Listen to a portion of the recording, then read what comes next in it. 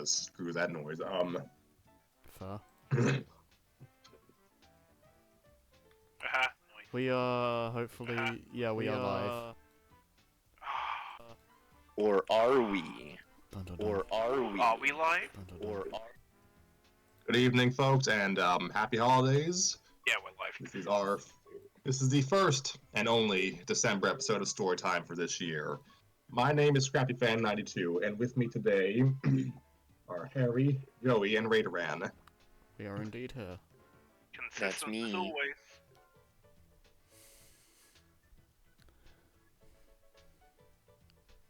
What? What did you say, Joey? I said consistent as always. In our own way. Consistently inconsistent. There we go. The best kind of consistent.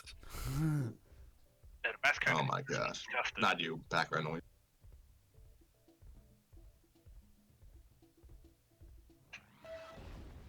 What's my character's name again? Adrian.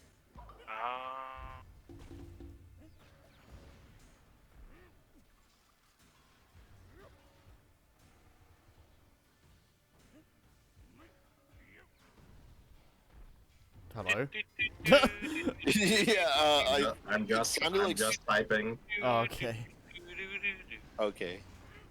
I was getting concerned for a minute.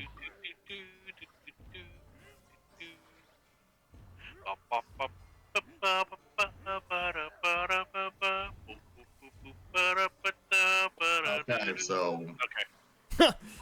Harry's gonna cut that and use that as the intro to every stream now. She's gonna loop it and turn it into background music. we are back today to read another chapter of the Miraculous World Caline Bustier. And yes, folks, for a number of reasons, we have not recorded for a number of reasons. It was a holiday season. I have a job. I've been sick for the last several weeks. Life And happens. also, I actually... Yeah, the December in And- general is just kind of an iffy time, so... and yeah, I was actually... Writing! Gasp! That's crazy. Well, he was writing something, but It wasn't writing what Joey wanted him to write. I'm writing something completely different. Ugh. With original Yeah, characters. I was writing a project that takes money away from me. Yeah! And I'm trying to work on the only one that might, theoretically, probably not, make us any money. Hopefully. You never know. I'm sure you'll get some. I Is just it- want $3,000 for a new computer. Is that too much to ask? Yes, that is actually too much to ask. So, yeah, we've been busy. I actually have excuses for once, and yeah, I'm still kind of sick, so Oh, yeah. as per usual at this point for this story, I'm not narrating. Raideran will probably take over for that again, because his goal in life is to suffer, I guess. And by sick, he What? means Are you sure? Are you sure you don't want to narrate? Hmm. I am very sure. narrate these. No. And Narrate Joey your is mom. here, so he will be taking over the role of Adrian/Cat Noir. Hello! And what perfect timing. This chapter is very much about him after he was kind of just relegated to supporting cast in the prior two chapters. Are you saying the one time I've actually got a decent number of lines, I don't know anything about the character or the story we're talking about, and we're 3 chapters in? Yes, Merry Christmas. Huh. Yay! I'm gonna make a complete ass of myself. So, for those of you just joining us, the Miraculous World Caline Bustier is a miraculous ladybug story that's about Lady Marinette, class teacher, who in this story knows the identities of Ladybug and Cat Noir and is kind of their secret keeper. The story covers Miss Bustier kind of just trying to guide her students through the trials and tribulations of life the best way she can. The top tier only happening in the fanfiction with completely destroys the continuity, got it. I'm gonna pretend I heard all of that. Amazing. I can't talk that loudly and my microphone is absolute garbage. It's all right. My microphone's not even. My headphones aren't even plugged in because I just am. It's just that. It's that kind of episode. So, Well, for someone who sorry. doesn't have headphones plugged in, you sound pretty great. True, That yeah. just means that my computer is garbage. Just willfully projecting your voice through the internet. Yeah. I do intercom announcements at the job, so I guess maybe I finally learned how to project my voice. Maybe. Because, like, Yeah, not that way. Not what I was referring to. I mean, potentially. You've always had a great voice. Not ASMR voice, but a great voice. No, I mean, I stand by the, like, I think Scrappy would have a good radio voice. I have a great People face keep for telling me radio. that at the job is like, yeah. eh. No, you genuinely have the voice for it. Wow, it's almost like Scrappy already does that as a job, except he doesn't get paid. No, it's not a it's job. I mean, it's a listed. It's a duty. It's an expected duty of the job. I'm just the only one who's like willing to do it most of the time. Yeah. Sure idea. No, he's talking about his actual job, not this. Oh, oh wow, yeah, I got my wires crossed. Okay. Last chapter of this story, not last episode, but last chapter of this story. Marinette and her frenemy Chloe Bourgeois kind of had a heart-to-heart, and they fought a clown. It was awesome. Raider Man said clarinet. Exploding funny. clown. Wait, what? What? Raider Man kept on combining their names to English. Raider Man combined their names, or feared he would combine their names and say clarinet. And I was like, oh, that'd be a great ship name. And also, I like yacht a lot, so that was funny. Yeah? I tried to forget that. Ooh woo. Oh wait, no, not that kind of story. We don't read that here. That's the other fanfiction on the Patreon. The I Patreon wish I that had a totally Patreon. exists. Yeah, trust me. I wish I had a Patreon.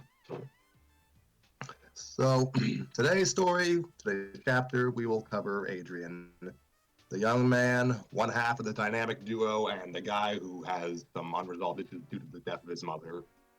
That's an ongoing thing within the canon material, and it's going to be kind of expanded upon here. So, I guess we'll get to it because it's late. Yep.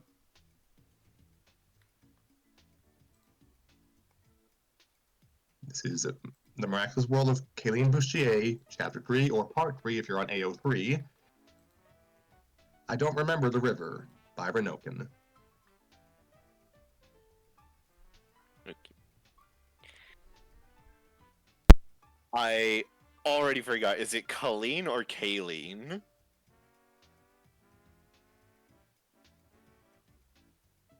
I've probably been butchering the pronunciation regardless, so... It took me I so don't know long what? to make the joke. Caline it is. like, Caline Bustier hated working late. It was a necessary evil of teaching. If you assigned papers, tests, and quizzes for your students, then eventually you had to buckle down and grade them. The tests and quizzes weren't so bad, but the papers? Each time Caline realized she had essentially committed herself to reading 300 plus pages about the same slipshod writing on a topic, she died inside. This was why she was only just leaving the school at 7 p.m. instead of shortly after her students had skipped out. She was tired and had a bad case of eye strain, but she had finished. What she would never admit to, and what no one knew, was that sometimes if a paper was particularly hard to read, Caline would randomly underline passages as she skimmed and assign a general grade based on what she had gleaned in 30 seconds. This may have happened more than once. Caline was busy checking her phone to see what specials were at the local market when the sky overhead rumbled and then opened up. She scurried to a nearby awning and hid as she frantically tried to wrestle her lime green umbrella from the clutches of her oversized beige teaching bag. It was a brutal fight, but she eventually won. As the rain continued to come down in a torrent, She thought she had heard something unusual over the normal evening din of traffic and pedestrians. Something almost like an explosion rocked the park across the street. Yeah, like that. She thought to herself as she crouched and covered her head. Through the rain, she could make out two shapes, one black and one red. They were busy darting back and forth across the lawn as what looked like a stuffed giraffe with the head of a taco was busy shooting ice beams at them. What the actual hell? Caline muttered. Sometimes Hawkmoth was on point with his Akumas. Some of them were themed, while others were scary. Her own akumatization had haunted her for a while afterwards. She didn't like to talk about it, but she actually did remember bits of what had happened. Whoa. It mostly came to her in dreams. This one, however, was the rare third type of Akuma. The let's throw things at the wall and see if they stick Akuma. Caline guessed that Hawkmoth either had a fever dream or had possessed a kid with severe ADHD.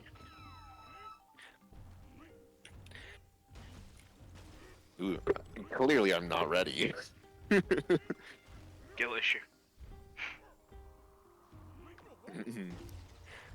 Lucky charm, Ladybug called out. One flash of light later. Huh? I'm a dick. I was just yelling out tricks like cereal. Hot stars and horseshoes. Resemblance. Alright, I'll stop. Horseshoes and hand grenades. Oh dear. One flash of light later, and Caline saw what looked like a giant needle and thread plop into her hands. Seriously? Ladybug screamed as another blast shot the lamppost beside her. The young heroine leapt out of the way and landed beside Cat Noir, who was busy swatting the Taco-Bomination. The Taco-Bomination. Yeah, Taco-Bomination with his staff. Caline watched with an almost morbid fascination. Seeing the heroes of Paris in action was always a treat, but for her, it was more than that. She loved seeing the dynamic duo problem solve and work together. She also loved that they almost never seemed to lose their sense of humor, regardless of the nightmare that was in front of them. Caline kept focusing on the needle and thread. What is she supposed to do with that? I mean, she could stab the thing, I guess. I wonder, have they ever gone too far in fighting an Akuma? Can Akuma be stabbed? Oh, nice. Caline watched as Cat Noir held the giraffe taco monster down with his staff, while Ladybug sewed its feet together. It was a giant stuffed animal, after all. The Akuma isn't a taco. I'm calling it right now. Caline muttered. Sure enough, Cat Noir slammed the taco shell with his staff and a purple butterfly came fluttering out. One purification and swarm of magic bugs later, and the park was back to normal. Caline smiled warmly as her two favorite kiddos fist bumped. Ladybug took off pretty quickly, probably because she was almost out of time, or maybe she realized that standing in the pouring rain wasn't doing her any favors. Cat Noir, however, was looking around frantically. He stopped when he focused on something near Caline, and then he charged. Caline let out an eep as Chat Noir sailed towards her, and then right past her and into the alley she was standing beside. She wondered if he even registered her in the rain and darkness. There was a quick flash of green light from the alley. Caline smiled and was about to move on to give her favorite model/cosplayer/hero some privacy. But then she spotted darkness. A silver sedan had just rounded the corner and was slowly coming up the street. Caline was familiar with Adrian's handlers. She honestly couldn't get a read on either of them, but she definitely disliked the woman more. The gorilla that drove Adrian around? He was on the fence as far as Caline was concerned. She had noticed him shuttling Adrian and his friends around Paris on more than one occasion. She figured it was just his job to look scary. The woman, though, she looked like she enjoyed being scary. Without even thinking about it, Caline wandered in front of the alleyway entrance and tilted her umbrella to cover as much of it as she could at her height. To avoid suspicion, she slipped her phone out of her pocket and pretended to check it. Then she checked it for real. She was admittedly addicted to social media. Out of the corner of her eye, she saw the silver sedan slowly cruise by. She could practically feel two sets of eyes on her as the car rolled past, but then just as quickly, it rounded the corner and disappeared. Caline let out a sigh. She hadn't even realized she had been holding her breath, to be honest. It's safe. You can come out now. She called to the alley behind her. A moment later, she saw a completely drenched and forlorn-looking Adrian Agreste emerge from the shadows. He looked like a puppy that had been left out at night, and Caline's heart instantly melted. Oh my gosh, look at you. Caline grabbed the surprised boy by the arm and dragged him down the sidewalk to the nearest cafe. She ushered him inside, and thankfully it wasn't that crowded. She found a seat away from the counter, shook out her umbrella, and then half-shoved Adrian into a chair before taking off her coat and draping it over his shoulders. Here, this should help you warm up. Now, you wait right here while I get you something from the counter. Is there anything you'd like? A small voice said, Is there any camembert? That's actually not Adrian, that's Plague. My bad. So that would actually be you, right, Aran? oh, okay. I don't even remember who Plague is. Oh, that's the cat? Adrian's Kwame. Well, that thing, yeah. I assumed it was a cat. I don't watch this show. Is there any camembert? Adrian instantly tensed. Caline smiled and nodded. There sure is, Adrian. You might want to speak up, though. Your voice sounded so tiny I almost didn't hear you. One quick trip to the counter later, and Adrian found himself in front of a hot cocoa, some aged camembert, some bread, and a scone. Oh, scone is mine. Caline said as she grabbed it and took a bite. Oh yeah, that's what was missing. Gosh. She took a swig from her own mug of cocoa and watched as Adrian took a long sip from his own cup. Oddly, half the cheese was already gone. Funny, Caline didn't even notice him reach for it.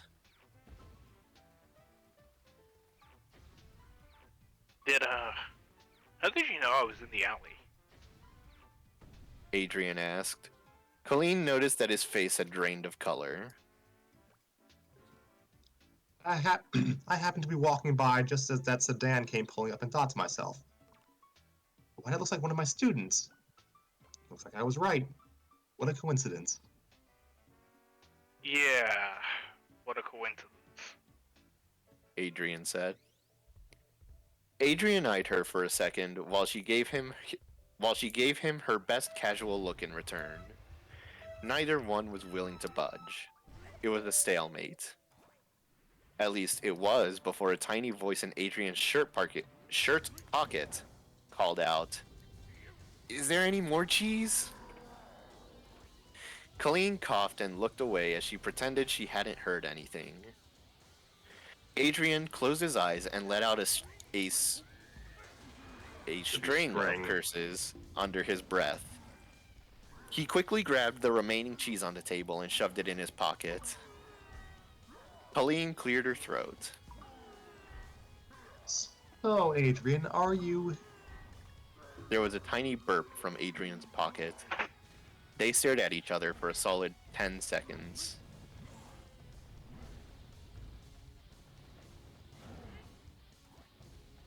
Excuse me? Caline blinked, staring at his shirt pocket. You're excused. Another few seconds passed. Caline shook her head. What the? Windows, I don't want an error right now. You have a Windows update schedule. Great timing. You have a Windows update scheduled for Would you like to 2:04 a.m. Yeah. Would you like to shut upgrade down to now? Windows Shut down 11? and update now. God. Yes, but in blue.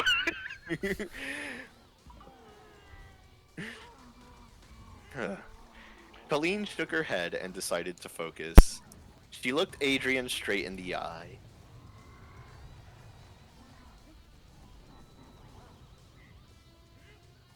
Damn, lost. No, it's a Scrappy. Oh, okay. If he's here. Is he here? Pardon? I never left. Okay. Okay, let's try again. Yep. Are you okay? Caline asked, her voice dripping with concern. Adrian normally looked like a male model, mostly because he was a male model, but more than that. He always looked so put together. Tonight, though, his hair was messy and there were circles under his eyes. He didn't just look like he'd been out in the rain. He looked unkempt. Caline couldn't recall ever seeing Adrian looking unkempt. Yeah, Adrian managed. I'm fine, miss. I'm fine, Miss Bustier. Thank you for asking. And for the food. I'm okay, really. Caline nodded and kept her focus on her cocoa. You know the best part about not being in school? Adrian raised an eyebrow as he picked up a piece of bread to munch on. No, what? Well, Caline said as she took a sip. I can just come out and say you're full of crap, for one. Adrian choked on his bread as Caline set her mug down and reached across the table to pat the poor boy on the back. Sorry about that. I remember the first time I realized teachers can actually use PG-rated swears. I'll try not to do it again, but real talk, you look like something the cat dragged in. Unintended. Adrian coughed and shook his head. It's okay. You just caught me off guard, that's all. They sat in silence for a while. Adrian fiddled with his mug of cocoa before asking. So aren't you going to ask me why I was in that alley? Caline gave a small shrug. Aren't you going to ask me why I hid you from your handlers? Adrian frowned and considered it. I guess this week has just been harder for me than I thought it would be, that's all. Oh? Caline asked. Adrian took a breath, his eyes staying focused on his mug of cocoa. So, I don't want to bother you with anything, but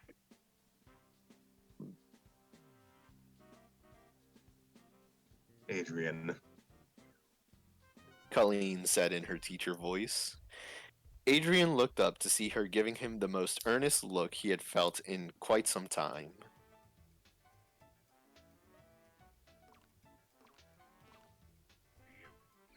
You're one of my kiddos.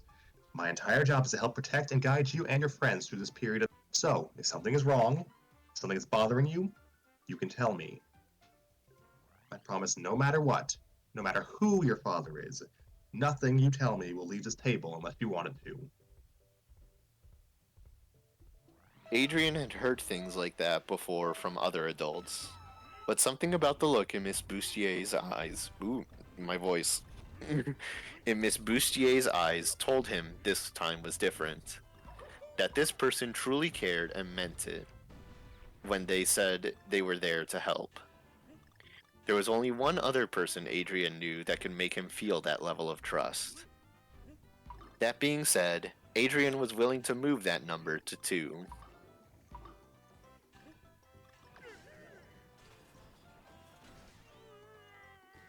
This week is my mum's birthday. Adrian said in a small voice. She's been gone for a bit now. And most of the time I can deal with it. But sometimes it's hard. Sometimes she's right there when I close my eyes. I guess I feel a bit overwhelmed by it, that's all. Caline listened carefully, and then, her attention focused on her scone, she said, Would you like to would you like to hear a story? Adrian looked at her and nodded. So, when I was a little girl, my dad died of a heart attack. Adrian's eyes widened. I'm so sorry. He began. Caline held up a hand to stop him. Don't be. I was really young and honestly don't remember much of him. My mother, though, she was my world growing up. She took care of me, raised me as best she could. She taught me about tying my shoes and shaving my legs, driving, boys, everything. She was my whole world, and I loved her to pieces. Caline took a small sip of her cocoa. Idly, she noted the rumbling of thunder outside. The storm wasn't letting up.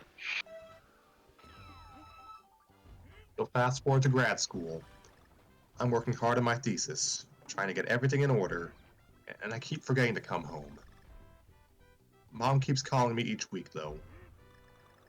I tell her about my course load and my papers and my thesis prep, and she listens.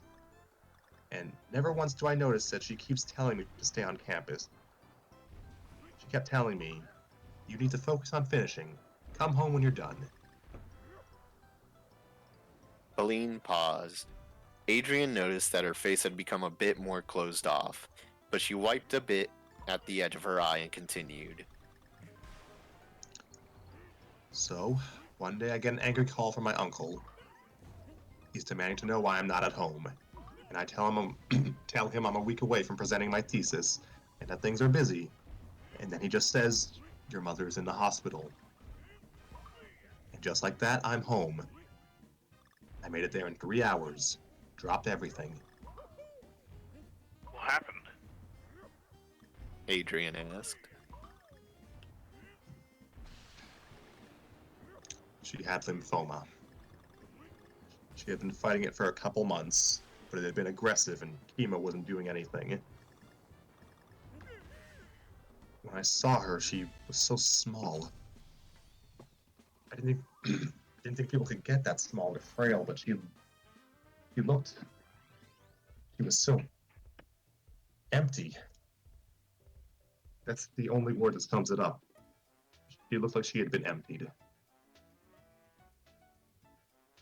Caline took a sip of her cocoa. She told me she hadn't wanted me to know. And, well, I lost it. I screamed at her. I told her that wasn't fair, that it was my decision and not hers, and how dare she take what time we had from me. And then she took my hand and it felt so frail and she said, "My whole life has been taking care of you. If I had said anything, you would have rushed home and taken care of me right back, and you can't do that." She said I was so close to finishing school and getting my degree, and she knew that I would have dropped out in a second to tend to her. I told her that my schooling didn't matter, and she squeezed my hand and said that the best thing I could do wasn't to take care of her, but to pay that love forward and take care of everyone else. She made me promise right there and then that I would, and I've never let go of that. Ever.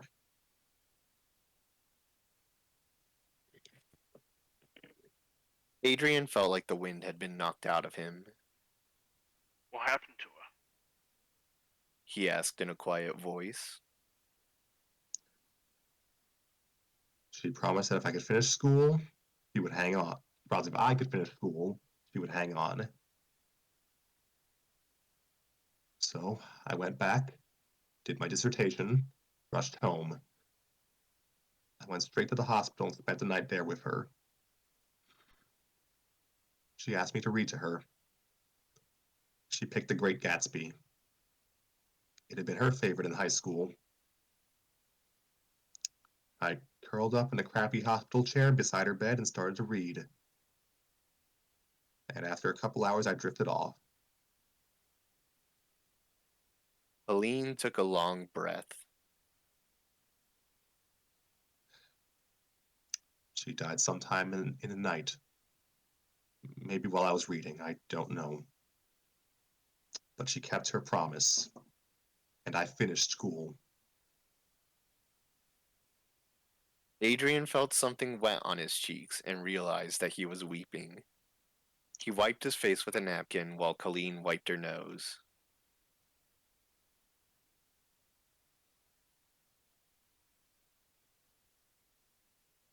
I'm so sorry, Bustier. That must have been awful. I can't imagine what that was like. Can't you? Caline asked. The silence that followed said more than Adrian ever could out loud. The worst part, well, for me anyway, was after.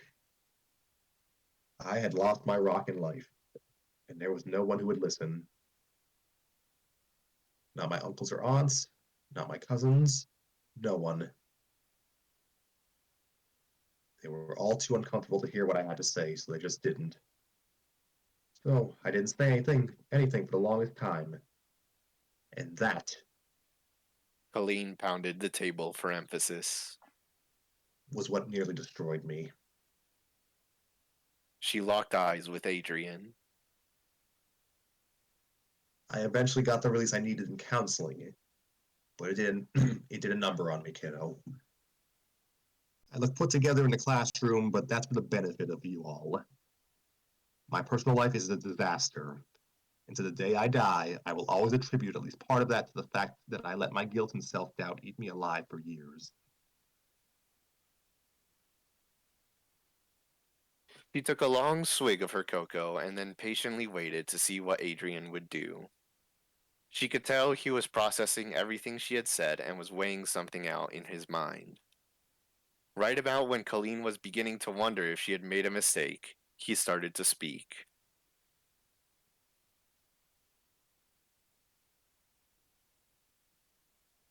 When I was little, He said in a near whisper. Mum would take me to the banks for this. One second. Mum would take me to the banks of the Seine for walks.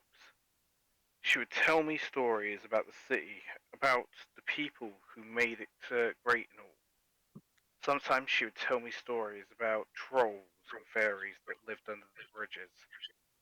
She always had a different story for each bridge, and she remembered each one every time I'd ask. She would just start in, "It was nice." Adrian looked across the table at Caline and gave her a small smile.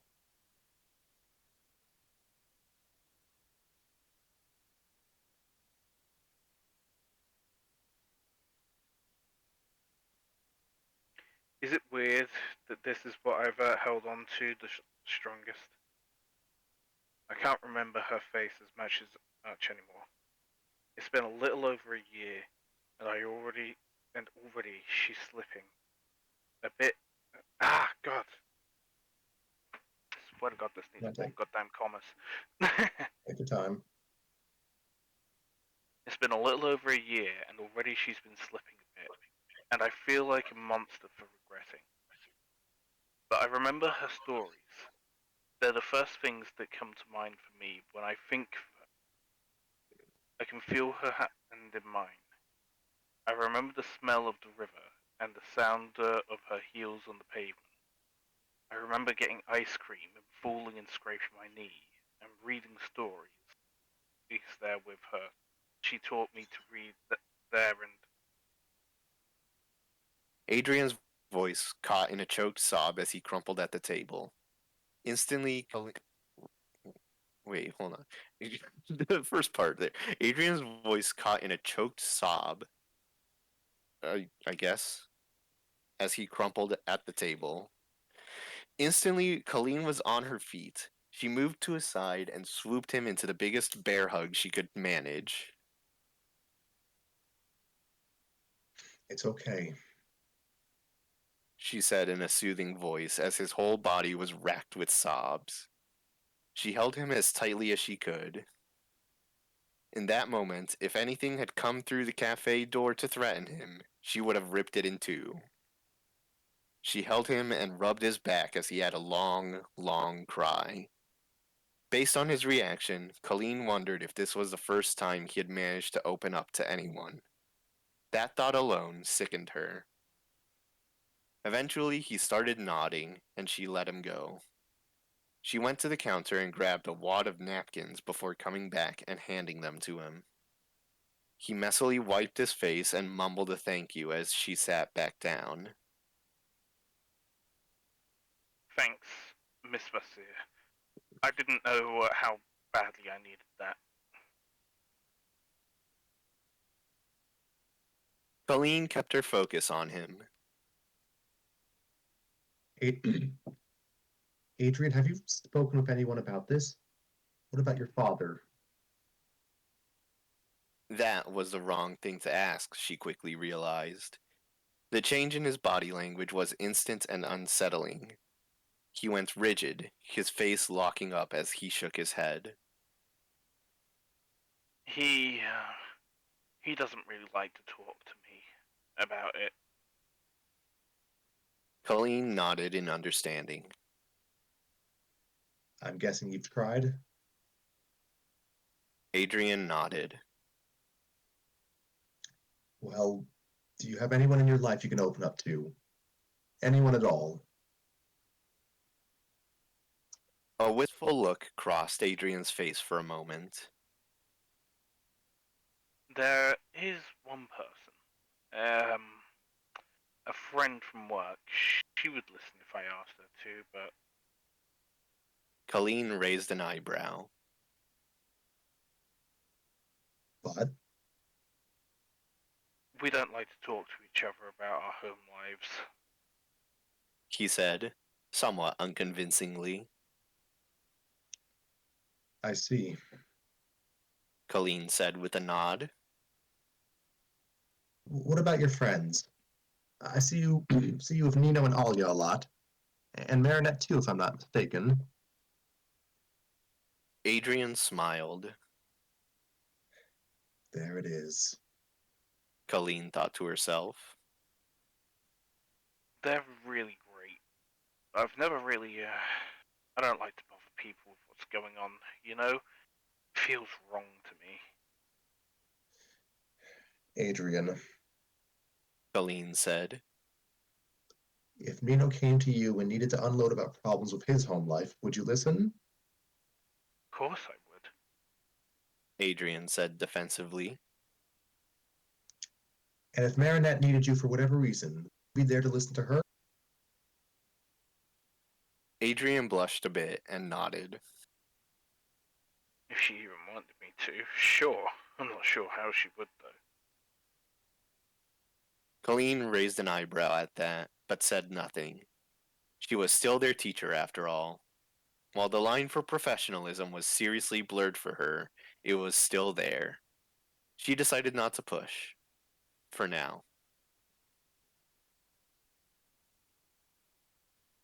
What about, and don't feel like you have to answer this one, but is there someone special you can confide in? Colleen asked. Adrian frowned.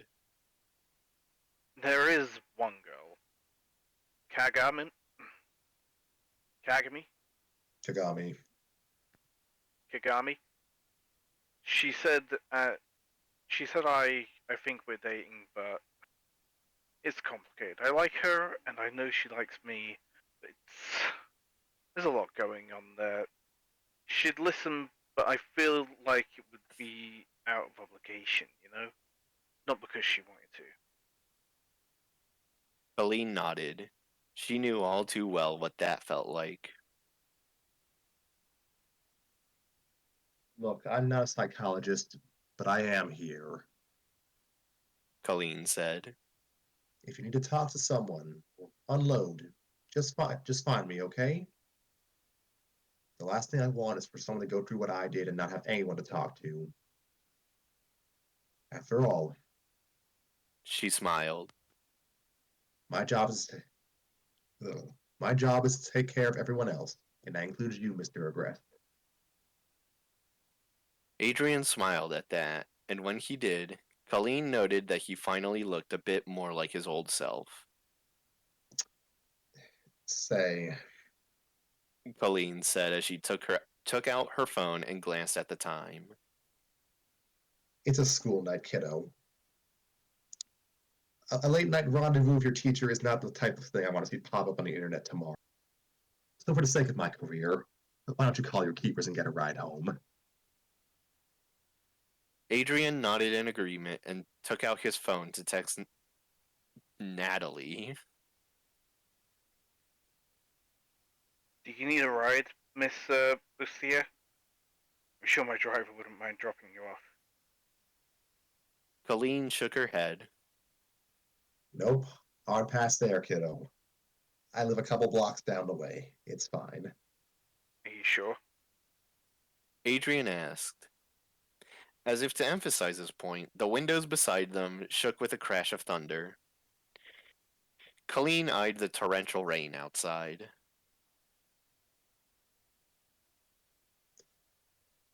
Yep, totally good. You get home, Adrian. And don't forget to work on that group project I assigned you and Marinette. I expect a status report by Friday. You could ship them a little bit, she decided. A small voice in the back of her head noted that most of Paris did that online already, but she quickly shooed it away. Adrian's phone chimed as a set of headlights pulled up in front of the cafe. Adrian waved to the car and then nodded to Caline. Thank you again, Miss Bustier. You really helped me out tonight. Caline watched him run to his car. I guess I did. She said to herself. But I bet I could but I bet I can do a little more, Catboy. That night, after a terribly cold and wet walk home, Caline found herself in her favorite button-up PJs and sitting with a bottle of coconut rum in one hand and a Gabriel brand purse in the other. In front of her, the tiny fireplace in her apartment roared. She tossed the purse in and took a huge swig from her bottle.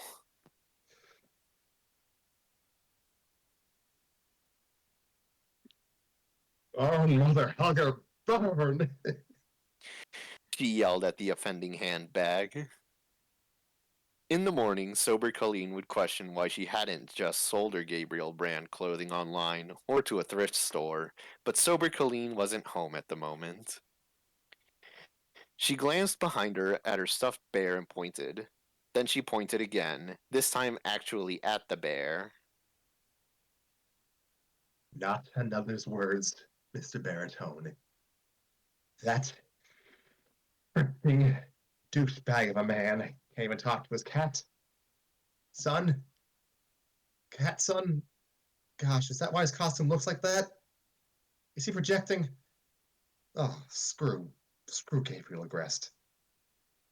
Yeah. Another purse went up in flames. Yeah! Colleen shouted.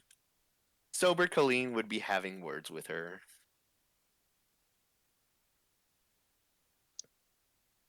Good morning, class. Caline said in a slightly quieter voice than normal. Everything was so loud and bright. So bright. So today, oh gosh, we're going to do something special. Who here has a favorite poem? The entire class raised their hand. Even Kim. Colleen smirked. She hadn't expected that.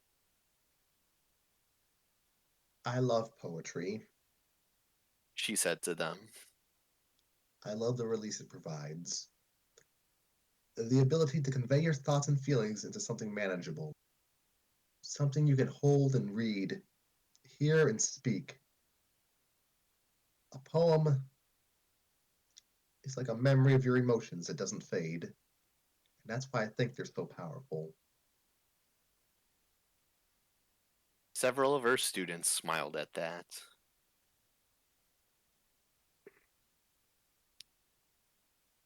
Hold on. That was so beautiful. Rose said in a dreamy voice. Next to her, Julika. Okay. Next to her, Julika nodded in agreement. Also, the author misspelled her name. It's spelled with an E. Okay. So, oh gosh. Colleen said with a clap of her hands, which she regretted. Why was everything so loud this morning? Oh, I want you to grab a notepad and something to write with. The storms from last night seem to have rolled away, and it's a beautiful morning out. We're taking a short class field trip. The class cheered as they grabbed their things and started shuffling to the door. Adrian shot Miss Bustier a curious glance when she instantly slipped on a pair of sunglasses as they got outside. But he didn't say anything about it. Colleen noted that he looked notably better today, much more Adrian than normal. Miss Bustier? Oh yeah, the other one. Colleen turned her attention to Marinette, who was looking at her with concern written all over her face. Yes, dear. Colleen asked. Is everything okay? Marinette looked like she wanted to ask her something, but wasn't sure how to. Finally, she said, I just noticed there were a lot of videos of the attack last night. Did you see it? It was all over the Lady blog. Colleen nodded. I sure did. On that site you just said. Yes. So smooth. Colleen called out to the front of the line. Alex, we're going left. Left. Alex, quit trying to race that delivery truck. Alex. And she's gone. Great. She'll be back, Marinette said as they walked. So, about last night. Colleen glanced at Marinette. It looked like there were a lot of people around for that attack. Colleen frowned. It had been raining, and while her vantage point hadn't been the best, she didn't recall seeing anyone else there. I guess so. Colleen said, unsure of where this was going. Marinette bit her lip and fiddled with her hands a bit. I just hope that no one got hurt last night. Like, anyone who was watching. Oh. Colleen mentally said. I wouldn't worry about it, dear. I'm sure if anyone was there, they're just fine next to Ladybug and Cat Noir. Marinette looked Colleen over quickly before relaxing and nodding to herself. That's good to hear, she said. Before I am losing my mind. Right, same. Just like Marinette. Yeah, boy. she said before her arm was taken and she was dragged ahead by Chloe? Caline blinked. The hell? Caline thought about it for a second before shrugging it off. As of late, Caline noticed that the bossy blonde had oddly been the only student who hadn't sided against Marinette during that whole Lila mess. Maybe something had happened there. Maybe Chloe had grown up a little. Caline's head hurt too much to focus on it. It only took them a few minutes to reach the banks of the Zine. The Sen. Sen. Me when European geography. Join the club. It's France, don't ask me. Caline led them to a spot with some picnic tables, so they had a place to write, but then let them disperse. They had 1 hour to write something and then meet back with her. Caline watched as the familiar pairs trotted off. Nino was with Alia. Julika was with Rose. Marinette was... Okay, seriously, what was going on? Caline did her best not to pay attention to Chloe and Marinette arguing with each other at a nearby table. She looked around and took a tally of where her students were in the event of an Akuma attack. It was a lovely morning, and she was willing to bet Hawkmoth would crap on it due to it in due time. Something with probably with something loud, no doubt. Sometimes Caline did not like living in Paris. Adrian was one of the only students that had not paired off, Caline noticed. He was under a tree and focused intently on the paper in front of him. Caline smiled at that. He looked focused. Good. She said to herself. That's what he that's what he needs right now.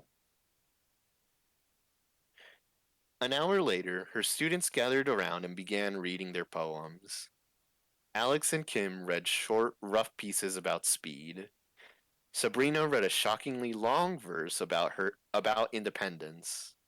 Julika had a sonnet about roses. And then Adrian stood up. The class turned their attention to him, and he cleared his throat, clearly nervous.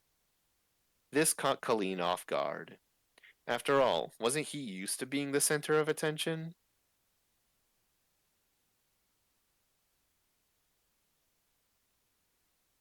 So, Adrian began. I wrote something about the river. Caline smiled and gestured for him to continue. The class watched expectantly as he nodded and began reading. I don't I don't remember the shape of your currents, but I remember the feel of the waves on the shore. I can see you when I close my eyes, but your waters are dark and I lose sight at the bottom. You keep changing, keep flowing in my thoughts. Something always there, but always slipping away. Ducking under bridges, flowing around barges, kissing the shore where it has crumbled like lips on a bruise. Are there secrets you've never shared with me? Will anyone who has visited your banks? Do trolls live under your bridges? Do fairies guard your curves? I don't remember the shape of your currents, but your waters are warm. I don't remember the bulbing cool of your water, but I remember how it felt on my ears. Of everything I don't remember, I remember how the river makes me feel, and for now, that's all I need to know. Adrian was shaking as he read his piece. He looked up at his confused classmates, but ignored their quizzical stares, as well as the fact that Marinette's eyes had managed to turn into giant stars, in favor of the warm smile of his teacher. Thank you, Adrian. That was lovely. The class clapped for several seconds as Adrian sat down. Alia stood up to read her piece next, but Caline didn't hear it. After everyone was done, the class was delighted to hear that they were excused for the day. Caline had informed them that she couldn't see how they could pay attention in a stuffy classroom after being outside on such a perfect morning.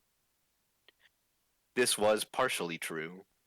It was also true that she wanted to get a coffee and a bagel from the Dupain Chen bakery. Caline had priorities after all. As the students were dispersing, Adrian came up to Caline. Miss Bustier? Caline smiled. Yes, Adrian. I liked your piece, by the way.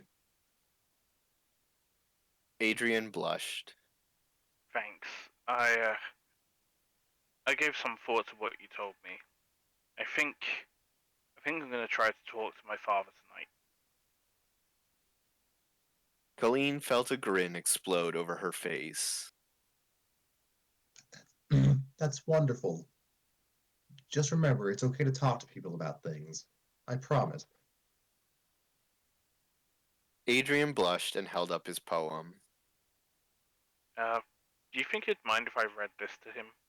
I mean, it's not that good, but I think he might like it. I think Caline said slowly. that if a man can't accept his son opening his heart to him, then he's not much of a man to begin with. Huh. Adrian scratched the back of his head. I hadn't thought of it like that. One second. I hadn't thought of it like that before, but huh. Oh, I think I might try talking to that coworker I told you about too. Oh, Caline said. She did her best not to glance. She did her best not to glance towards Marinette. The hapless girl had been hovering behind a tree, watching Adrian for the last few minutes, and Caline couldn't tell if Marinette honestly believed she was being a master of stealth or not. Yeah, Adrian said with a nod. she's been my friend for a while now, and I trust her. I trust her a lot. I think she'll be okay if I just talk about how things are, you know? Caline smiled and nodded. I, I believe in you, Adrian. You're a good kid and you have a good heart. If you think you should talk to them, then do it. Adrian grinned and said a quiet, Thank you. before heading off in the direction of Nino. Oh, Adrian, Adrian turned back to Caline. I believe I scheduled your review on your project for tomorrow. Maybe you and Miss Dupen Cheng should use this free time effectively. Caline heard a meep from the tree Marinette had been hiding behind. A moment later, she watched as a beet red Marinette emerged and approached Adrian. She couldn't hear what all was being said, but Adrian was smiling and laughing with her, and the two were walking together in the direction of Marinette's home. There were heroes in the city of Paris. Caline Bustier personally knew several of them. She knew they had superhuman strength and speed. They possessed magical powers beyond her understanding. They could lift a Buick and leap over tall buildings, fight monsters, and save the day. But they were also just kids. Kids who have been through things, who were learning as they went, and who didn't have all the answers. Hell, do any of us? Caline knew she didn't. Knew, oh. Caline knew she didn't have all the answers for what was going on in her students' lives, and that she probably never would. She was a momentary player on the stage that was their lives, and when they faced down their biggest challenges, she knew she wouldn't be there. But when they were hurt, or sad, or alone, that was a different story. Caline Bustier was a disaster of a human being, but she had one driving force behind her actions. one common thread that shined through, whether she meant it to or not. Because one night she made a promise while holding a hand that felt like paper, but clutched her soul like iron.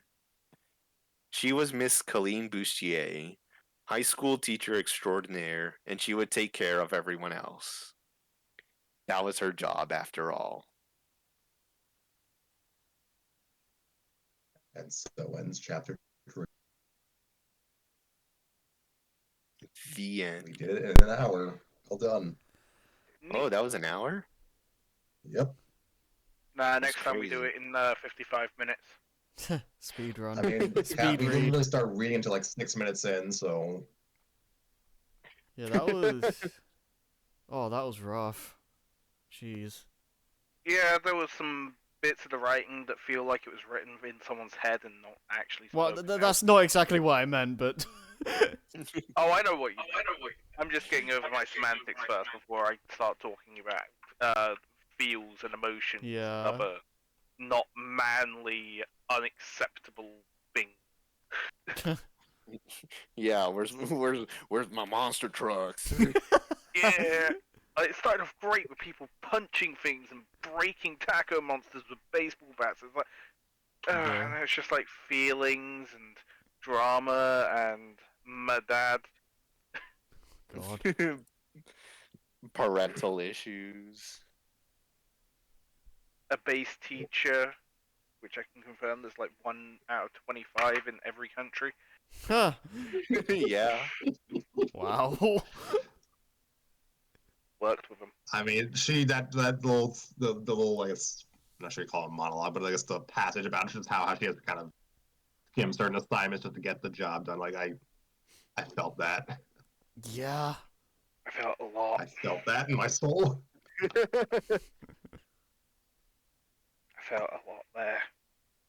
I don't want Yeah. to feel things. I'm not being paid for feeling. This is I'm not being paid. yeah, I should fix that, Joey. Working on it. Hold on a second. So yeah, there are chapters I really look forward to rereading for this story. It's something that I almost like dread, not because the chapter is bad, but just because it has emotional heft.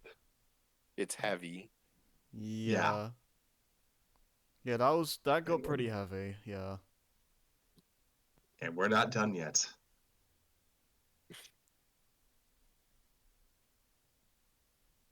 Yeah, it's a good chapter. It's nice to get some focus on Adrian because he was kind of again kind of a background player for most of the for the early chapters, and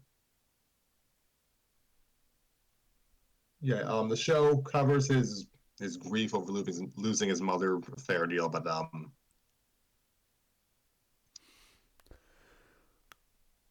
it's there. I guess not covered as much as you probably think it would be. The movie, to some degree, does a better job in that regard. And this story provides its own take on that. It's just nice, nice, emotionally satisfying. It's yeah, probably like tonally closer to chapter 1 and chapter 2 in that regard. Mm.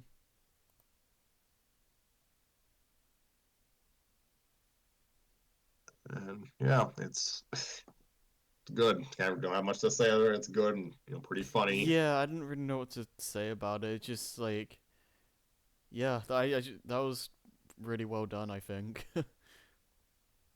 Especially as someone who barely knows this series, like, yeah, it still worked. Yeah. Oh, that's good. I forgot Flag and Rose and even Chloe were in this chapter.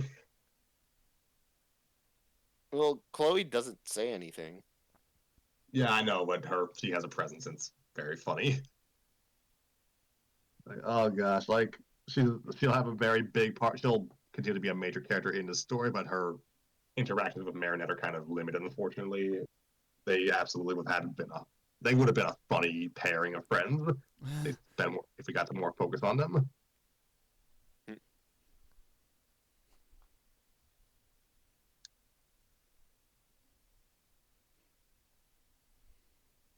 Yeah, I think this is the first time that Gabriel Agreste has been actually mentioned in this story. Yeah, I guess spoilers, he's not really in this story, but his presence or lack thereof casts a shadow. And I think that was deliberate with another character's parent as well. We'll see. I see.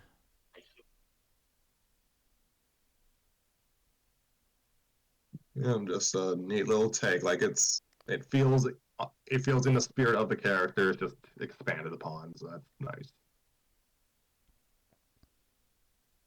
Yeah, this feels like a chapter you write where like, oh, I want to see I want I want emotional closure with these characters, or at least emotional progress. Yeah.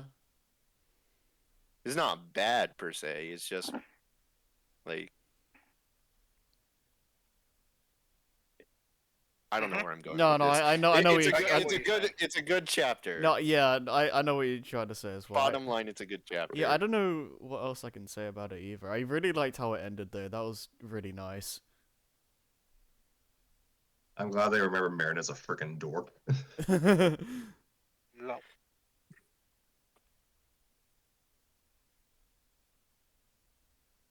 Yeah, just damn. I don't know what else to say honestly.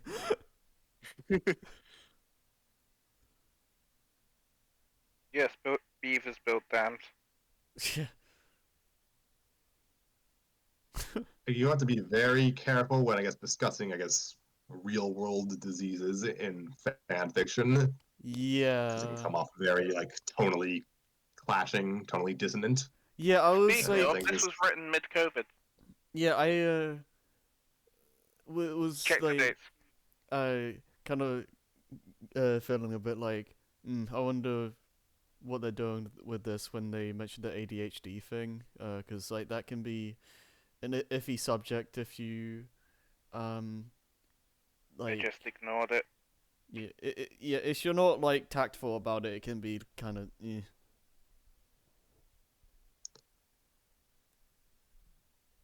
Namely, why I ignored it. Excuse me. I was referring to just the mention of lymphoma, but that also oh okay qualified. that I'll be honest, I've never heard of that before, so I don't know what that is. I believe it's a haven't heard of lung-based lymphoma? it's a lung-based disease from what I recall. It's Okay. real. It's not pleasant. It's cancer. So yeah, not pleasant. Yeah. Right. Yeah, yeah, I guess it's it's a case of what was I trying to say? I guess when you're doing serious, quote unquote, serious topics in any work of fiction, but I guess fan fiction based off of a pretty lighthearted children's show, it can be difficult to kind of integrate that stuff without it coming off as tonally dissonant. And Right. I think Ronkin integrated it well enough. Like it was Yeah. handled like that part was handled, I think, tactfully. I feel like it's also hard to get serious illnesses like that across. Like if you don't have like the secondhand experience of it, it's like, okay, well now I need to do research, and how do I portray it accurately to Yeah. some degree without appearing clinical about it? Yeah, that is also true. Yeah, I don't know what Vernogan's their background is, but it seems like Yeah. they got At the very least, they know how to write it. Yeah, that is for sure at least. yeah, there's Miss Bouchier's description, I guess, of seeing her mother in the hospital. Something about that feels that just feels universal to how I guess a lot of people kind of see their loved ones towards the end of their lives if they're in the hospital. And Mm-hmm. yeah, Joey mentioned that the story was written during the COVID-19 pandemic, so I imagine that was unfortunately an all too real situation for a lot of people in 2020. Yeah.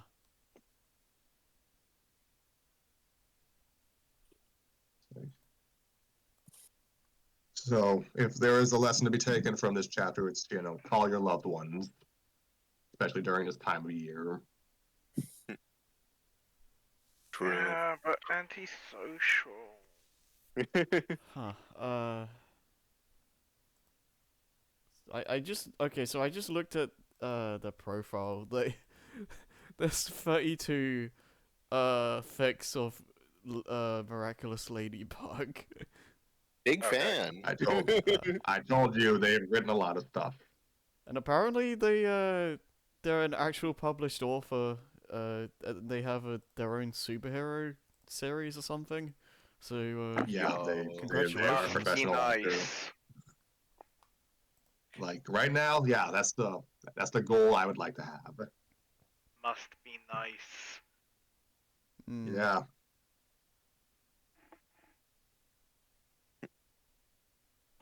Counter argument. Working on it. One day. I know they're living a dream, and we're working towards a dream. I'm That's fair. 500 words away from ending this goddamn going nowhere arc. Joe, it's okay. Our literary agent or publisher will probably make us cut out half the stuff, anyways. Fucking mint. Can't wait for this whole arc to get cut. Along with So, half yeah. the first couple of chapters. So yeah, Renokin, I guess your career goals. So thank you for that. It's like, and you know, Everyone's better than me. Oh. just neat, I guess, to see adult professional authors just writing fanfic about this stuff. Like, inspiration can come from anywhere, folks. Yeah, 5-minute conversation with me will do it for you. And it will. I'm gonna be right back. All right.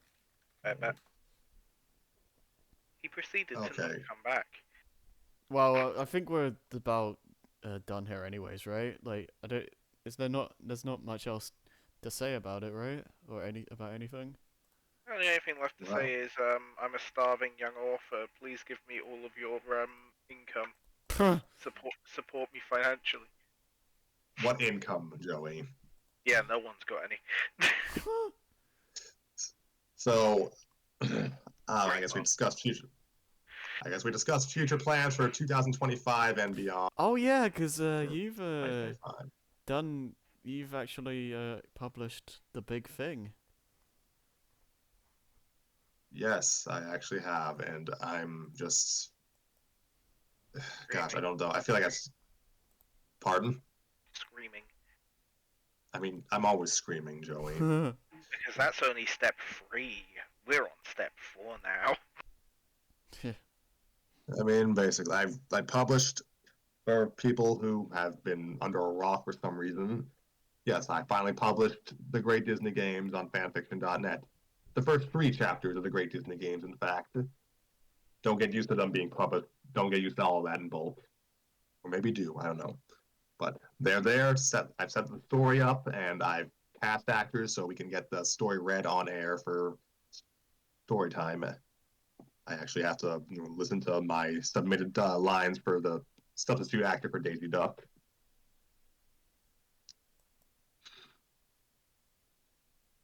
Obviously, it will not be read this year, but we'll probably try for the first half of January. So I'm going to need everyone's schedules eventually.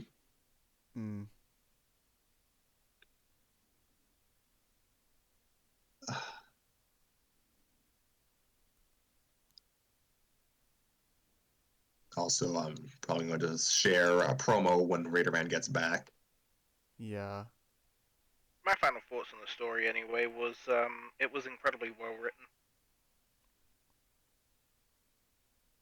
There are parts that could be redone, touched up, worked around, but other than that, pretty good. Yeah. Maybe fix some of the flow. But another thing we have to remember is these are books, not audio diaries. Like, we can't just there's some liberties that are taken when writing something that is not expected to be read aloud. Certain corners you can cut and expectations that aren't there. Whereas if you're writing something for, say, radio or an actual script, then there's expectations and requirements to put in certain features and tools that allow it to be easier for someone to read it and recite it. Very much, like something I guess I've learned as I've written stuff to be read on air. Yeah, the medium really is the means to make the message. I mean, technically, I have a media and acting educational background. Don't ask where the fuck that went. But, Okay, I'm back. hello. Welcome back. We were just discussing, I guess, plans for 2025 and beyond. My It's- plan is to not succumb to the will of the world.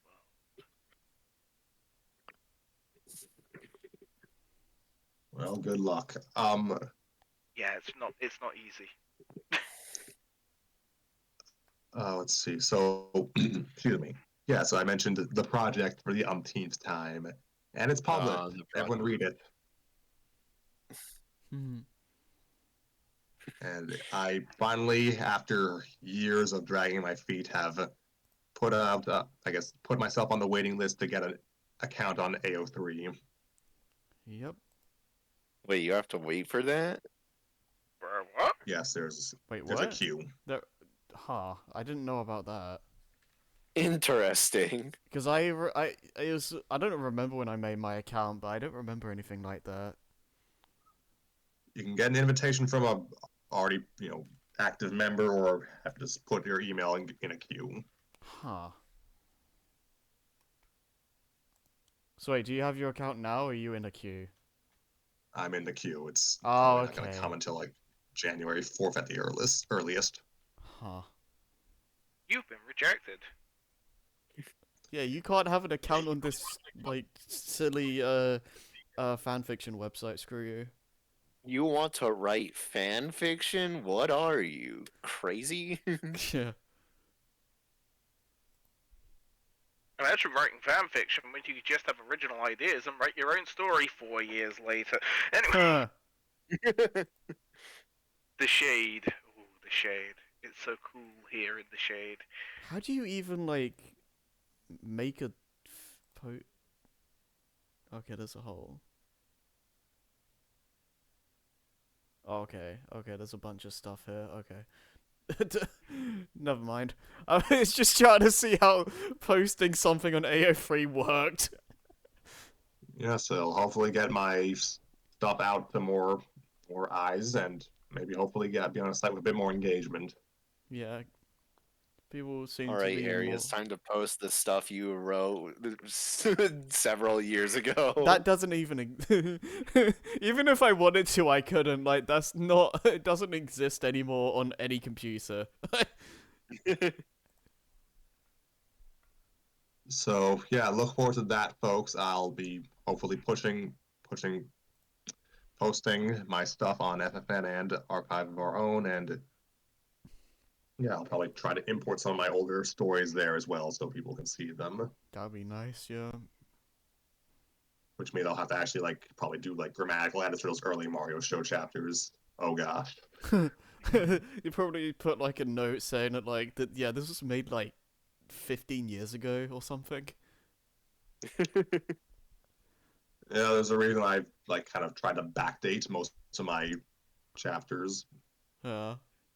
It's just for keeping record, I guess. I'm getting 17 texts from someone right now, and it's just... Oh, they really want your attention. Wow, Mr. Popular over here getting 17 texts. Meanwhile, me over here just fucking doing admin answering questions for the 882nd. Scrappy's just like... Scrappy's friend is just like, "No, I'm dying over here. I need you now. Where are you?" Send I could get 17 texts from someone. All I have to do is just ignore them. Wow. I couldn't even get that if I ignored people, because no one cares about. Oh, wow. I'll go my whole life single, alone, uncared for by the greater world, unappreciated for my genius and absolute raw talent. Wow. Yeah, I'll just add that to the growing list of things I don't have. Genius and or talent. or otherwise. Oh, you. All right. So coming up, coming up in 2025 is the Great Disney. Speaking of the Great Disney games, we have a new promo courtesy of some guy, Komari Studios. Some guy. he's Some not even guy. I was gonna start with you first, but I was like, no, let me switch after the actor, and then I just had to stall for time, and like I'm doing right now, basically. So basically, this is a promo from a talented person in the studio. The video put together by Harry after I begged him for several days. Yeah, I've Oh, we're actually watching this thing that I've heard many things about. Great things, amazing things, the best things. Things ranging from Harry upload it to Harry, have you uploaded it yet? I mean, I've had to upload like 10 different promos or something at this point, so. Yeah, Harry. God. Slacking. I've seen busier slack-offs. You try and make like, so you try and do promos then. I mean, we can't. You have the you don't have access to the channel. I mean, 1 and 2, no one asked me. Yeah, I didn't ask Joey because he doesn't have access to the channel. I mean, if I can, I mean, if Joey wants to do them, then yeah, I'll ask him some next time. I mean, Hands it's on the channel, and also, no, I don't have access anymore or otherwise. I mean, I can easily just send you the stuff. You just need to have your own video editor. Windows Movie Maker.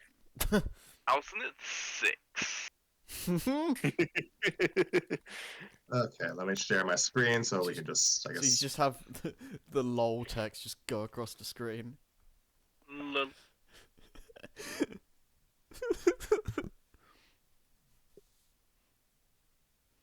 Okay.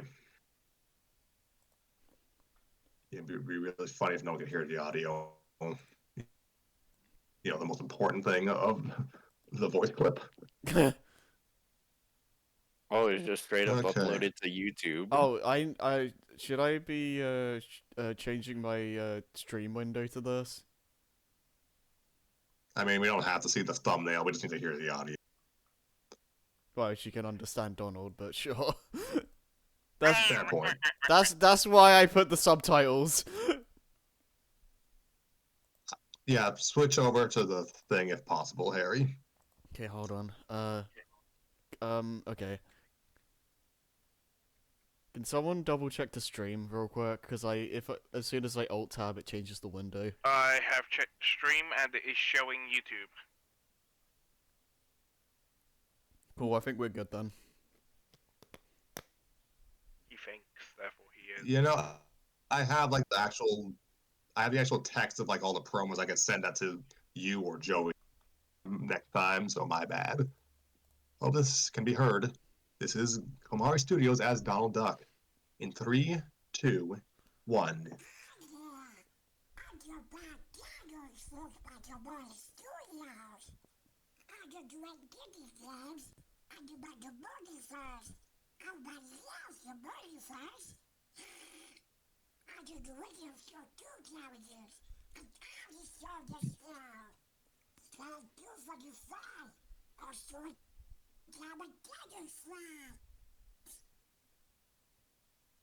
I'm sorry, what language was that?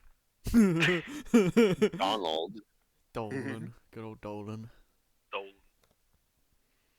That was the best picture I could find, by the way. I'm sorry. I mean, there are worse pictures you could have used. Much worse pictures. I can think of one specifically. Because like the other ones I could find that weren't like questionable were like images. Question. Was it like images with like white backgrounds and stuff, and I didn't want to use that. Fake PNGs. Wow. Or images with like yeah, annoying like what do you call it, formats. That's honestly just Google for you. Yeah.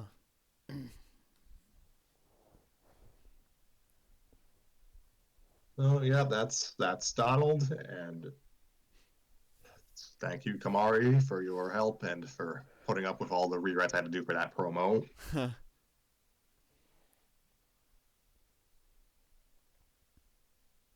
The funny thing is, Donald does not actually have any lines in the story yet. Yet. Wow. Oh no!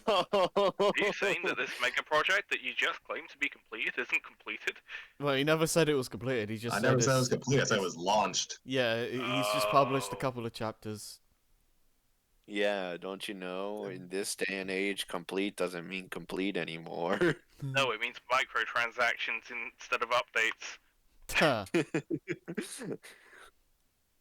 Look, if I can get like a little microtransaction for every time I edited something retroactively, I would be a very rich man.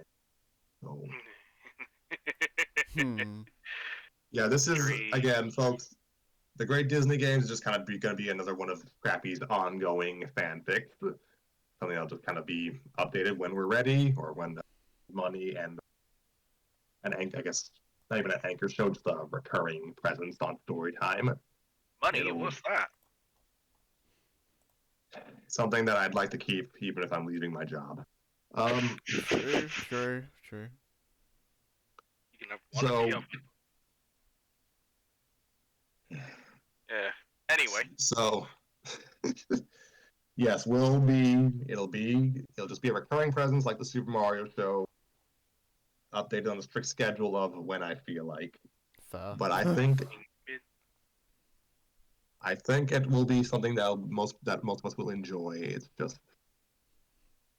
It's just a lot of characters, and I think their interactions with it's going to be just fun. Like, I hope it's a story that'll be fun, as crossover should be. Yeah, I considering how much this has been like in the making, I hope so. So none of you have read the actual chapters I published yet, then? Okay. No, I mean, I think You're I asking didn't even me know to you uploaded read? I anything. can't do that. I did look on your profile and I did see that you've published them, but I haven't read them. I mean, I feel like it's only appropriate to like wait for the actual storytime episodes, right? Especially with all the No. voices. I mean, I could read them on my own time, but I would prefer like hearing it with the voices. But you know, Considering you are an active actor for this story, I think it would be in your best interest to read ahead. I mean, I guess I could do that. Oh god, I'm also an actor. Considering how crappy my Dipper voice was last time, I don't I think it's gonna work very well. I can write another placeholder, like another dummy chapter, just to get us acclimated to character voicing. I think I just some need practice to. myself. I think I just need to look at some Gravity Falls clips and try and emulate the voice as best as I can. Yeah, I mean, again, I'm not looking for one-to-one in imitations. I just need someone who can carry the spirit of the character. Yeah, because I mostly remember how he sounds, but I don't know how to make my voice sound like that. Well, you know, we're not reading this on air yet, so we got some time. True, yeah. Yeah, so I'm looking forward to, and as for what else we'll be reading in 2025, well, probably this Miraculous story and Ceasefire Days, and I've still got quite a lot Yeah, to maybe. go maybe I'll update the Super Mario show again. through. No rest for the wicked, eh? Never has been. Money don't grow on trees. Got bills to pay, got mouths to feed. Ain't nothing in Yeah, the we'll world. we'll just end with Joey singing, I guess. Well, thank you all for being here. Thank you all for reading with me. This has been Storytime with Scrappy and Friends, and it is very, very likely our final episode of 2024. It's a final episode forever. Okay, No, bye. because we've still got that one episode where we read that one story again. No, we're not doing that, Joey. God damn it! You shouldn't have made it a meme. I Okay. I could go consider like maybe having, I guess, casting call club actors record that maybe next year, but If it's not us, fine. I don't want to do that story a third time. coward. this does not bring Harry joy. No, the story itself is fine, but it's like really long, and I don't want to do it 3 times.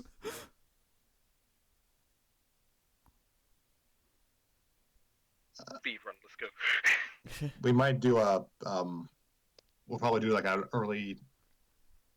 I think we did like a quote unquote direct storytime direct early this year, and I think we failed to upload that video to YouTube. Yeah, we did something like that. I do remember doing that. I don't know what happened to it.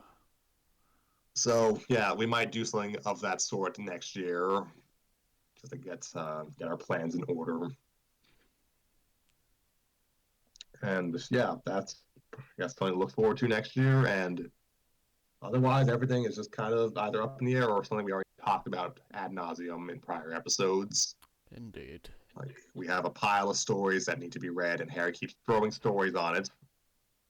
I.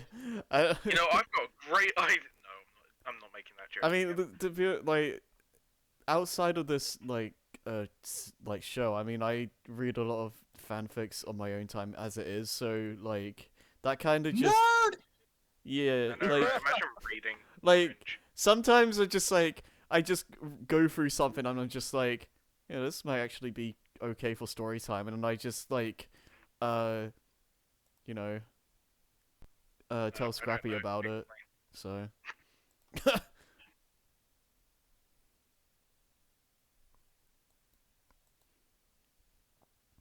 Yes, we got a backlog.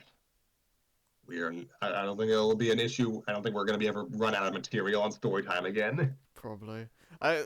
Be thankful at least that I have like a heavy form of restraint. I could be sending a lot more stuff than I am.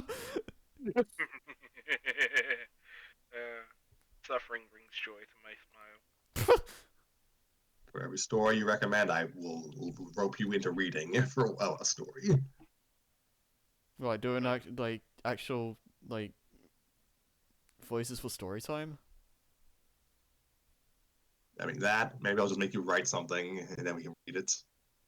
I mean, I need to do that anyways, so you know that's fine. Yes, the eternally. You're not fun to threaten. You know Harry that. story.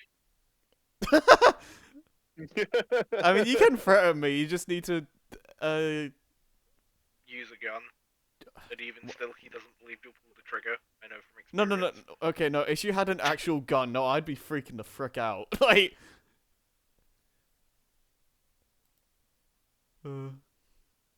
there are things. Yeah, no, there are things you can threaten me with. It's just Just not a good time. you need to. It needs to be the right thing.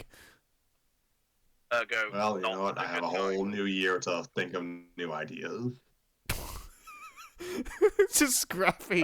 It's like a mad A new year of threats. Like Scrappy's just like in his like secret lab or something, trying to think of schemes of how to threaten me, or like something. Can confirm. Additionally, the same threats will be reconfirmed into lines used by characters against Gen. Who is Gen? Don't ask me, please. For the love of God. No one's ready for the April 25th threat. Oh God.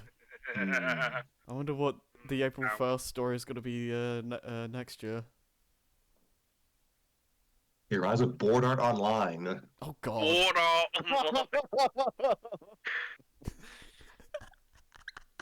I can't wait I for mean, Scrappy's I next can't mega wait to project. read a fanfic on my favorite show, Ford Arts Online. I mean the Underworld arc was pretty boring. I'll say so. You know that tracks. What, the third part of the of season 3? Something like that. I don't know. Me when I didn't watch season 3. Which don't- one? Oh gosh. Let's not get into it. That's for a whole other podcast right now. Didn't we already have that podcast? No, we did seasons 1 and 2. We never did the third one. Yeah, because I hadn't seen it at the time, and then we just never got back to it. I still would have we got finished that. stuff to do. I still would have finished that podcast because I like I feel like we owe it to ourselves to just finish that. In time. Just give me a moment. All So episodes even exist. that's. I think the videos are still out there somewhere, but anyway, we thank you all for being here with us. We hope you enjoy the rest of your 2024, and we wish you all a blessed and peaceful 2025. Thank you for being here, and good night. Yeah, have a happy new year, everyone. Happy New Year.